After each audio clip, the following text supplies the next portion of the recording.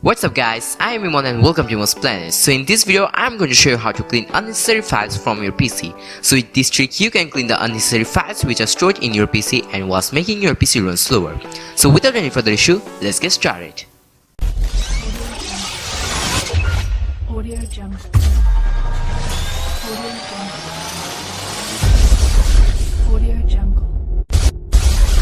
Audio Jungle.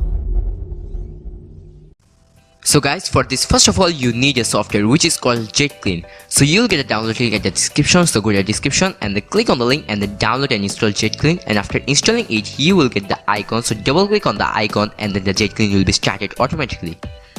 So guys, this is the interface of JetClean and here you'll get some options and this will find the unnecessary files in your PC, and if they find some, they will delete the unnecessary files from your PC. But you might have some files which you don't want to delete. So as an example, here I have history list. I don't want to delete my history list, so I unchecked it. And like this, I recommend you to check one by one and see if you have some necessary files which you want, and if you get some, just uncheck it. And after doing so, here you will get an arrow. Click on this arrow and then here you will get option scan and repel. Simply click on it and then it will start scanning for the unnecessary files on your PC. So it will take a bit time, so just wait for it.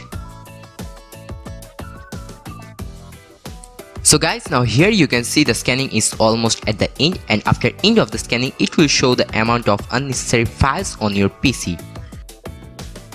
And after end of the scanning it will start cleaning the unnecessary files from your PC. So it will also take a bit time, so just wait for it.